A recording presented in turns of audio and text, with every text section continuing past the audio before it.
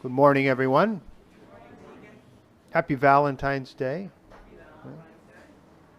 I did remember to get some flowers for my wife. I'm not bragging. Now, for the ancient Jewish people, this ritual purity was extremely important because it represented holiness. Right? A person who was deemed to be unclean or impure was unholy. And anyone who had physical contact with them was also made unholy or unclean. And so for this reason, those who were unclean had to be avoided, right? They were separated themselves from the community until they could complete a ritual purification. And the book of Leviticus that we heard in the first reading really deals largely with these purity laws and rituals, right?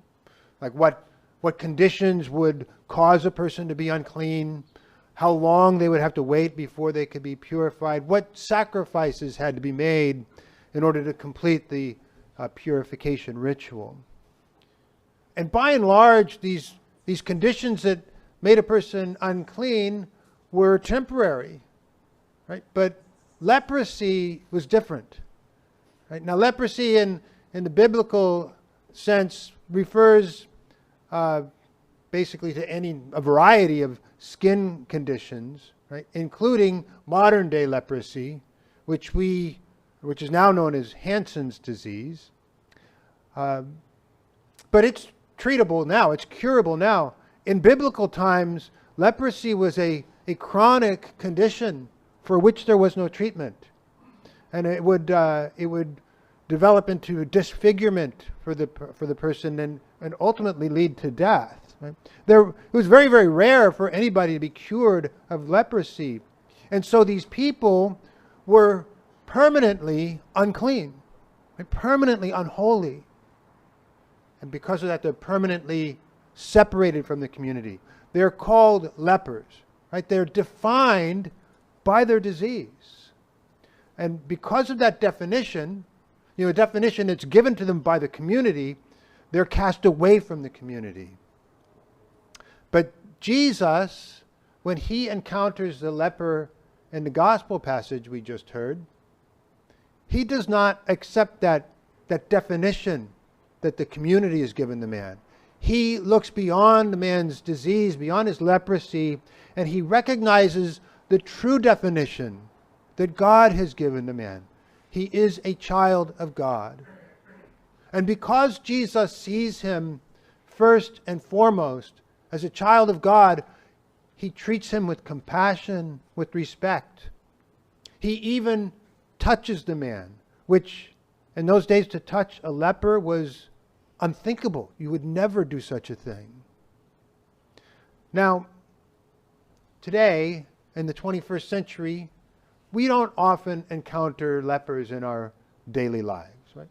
In fact, in the United States, fewer than 200 people are diagnosed each year with leprosy, with Hansen's disease.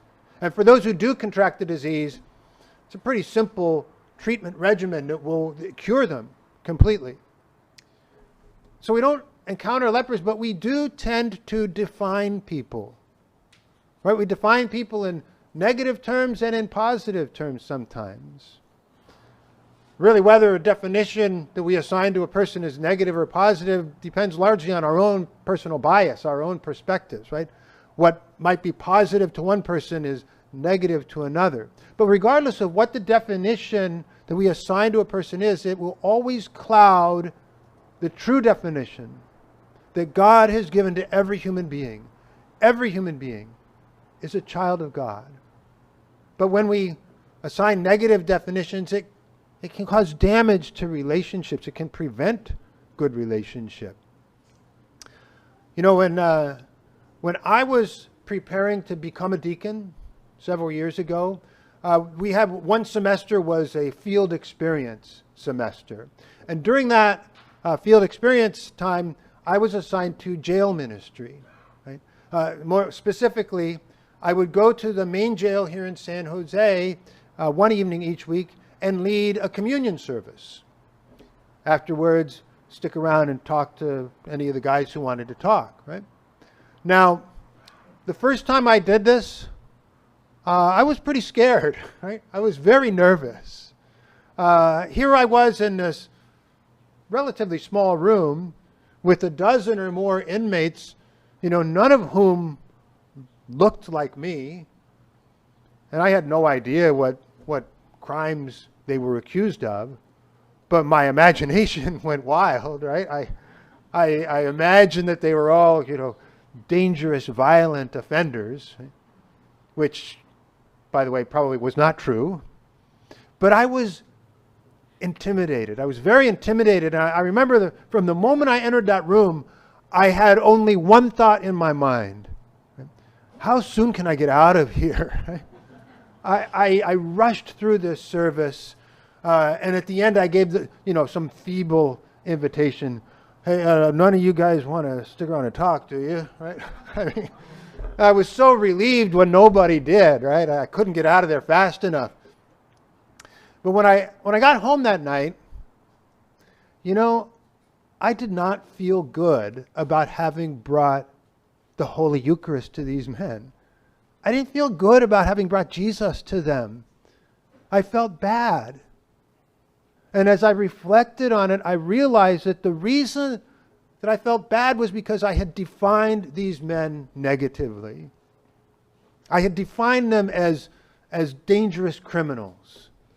And so I spent some time that week in prayer, asking the Lord to help me to reject that negative definition that I had given them and replace that with the true definition that God gives them.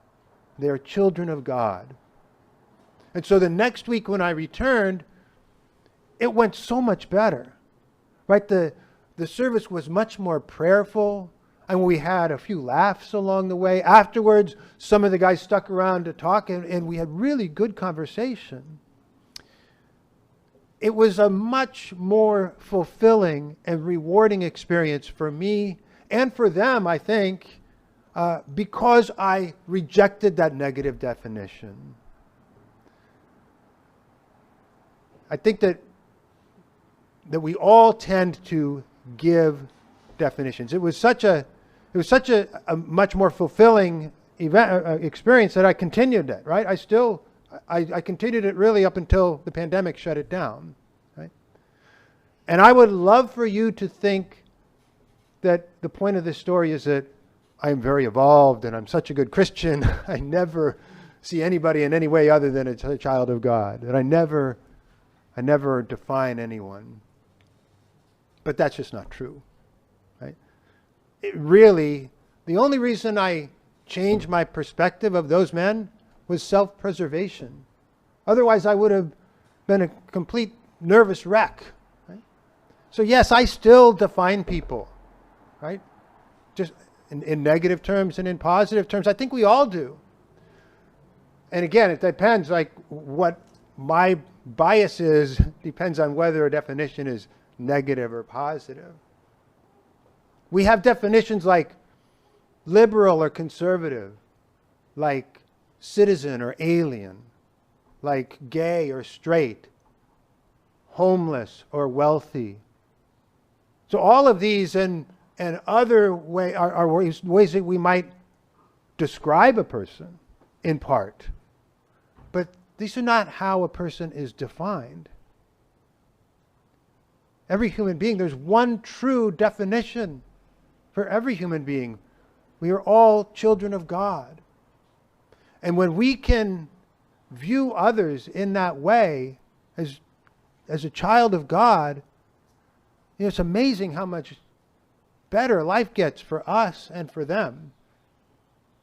And so this week, for your homework, I invite you to spend some time thinking about people in your life whom you have defined with a negative connotation. Maybe that's a homeless person whom you encounter on a regular basis. Maybe it's your conservative or liberal neighbor or co-worker. Whoever it is, ask the Lord to help you to reject that negative definition and replace it with the true definition of that person, a child of God.